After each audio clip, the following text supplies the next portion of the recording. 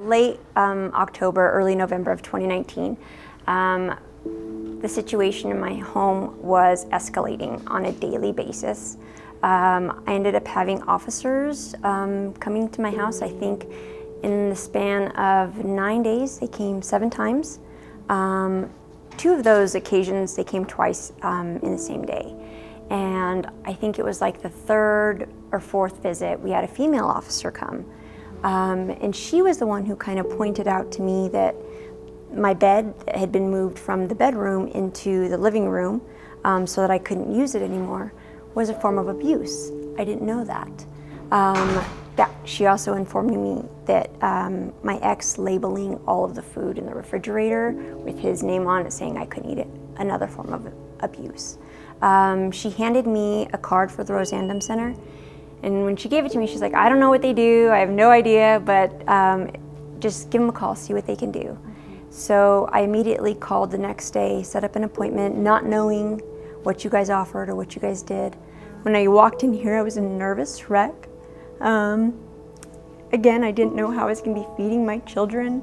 It was right before the holidays, right before Thanksgiving, and I was terrified. I didn't know how I'm going to pay the bills, how am I going to have gas to get them to and from school, all of these things. So to come here with not feeling confident, not feeling empowered, not feeling strong, not feeling like I had a voice. And once I got in here, you helped me get Arlo settled and waited until she was nice and comfortable. And you had 2 great ladies in the playroom, and she was the only one, and she just got all this love and attention, and she was just like, okay, bye, Mom.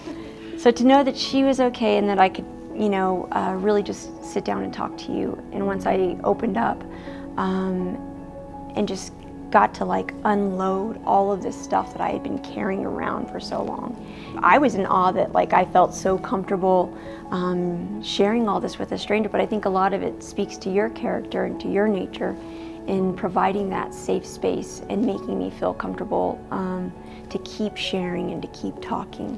When I met with Emmeline, she told me about what her job is, and to be the advocate so that I don't have to keep sharing my story over and over and over and over again, which was huge because that is a very traumatic thing to have to keep reliving that story over and over and over, and it's hard. So to know that there was somebody willing to do that for you and to be that voice was just to know there's somebody on your side, at a time where you feel so alone, and to know that there's this stranger that's gonna stay by you and help you and wants to help your children really revived my faith in humanity. So that was awesome. And after I'd shared all that, you're like, hey, well, now let's get you some help, and we're gonna get you set up with this, with this, with this, with this, with this. And I was just in a state of shock, are you serious? We're gonna do all of that today? I walked out of here literally with a smile on my face, and I don't even know the last time that I had smiled. And that was the first time that I really felt it's gonna be okay. We're gonna work through this.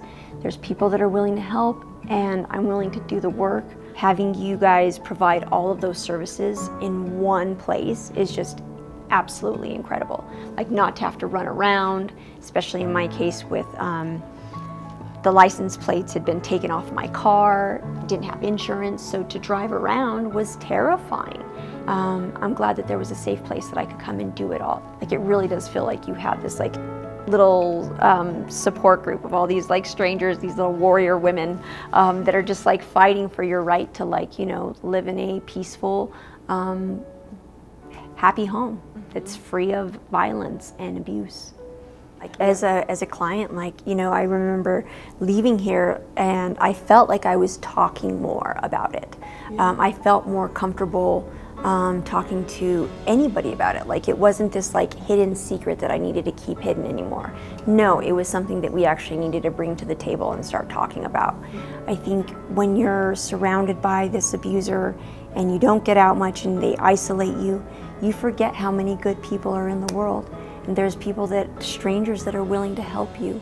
And I think it's a really important thing to remember, is that there are people who are willing to help, and they don't want anything in return. They just want to see you and your kids healthy and happy and safe, living the life that you guys deserve to live.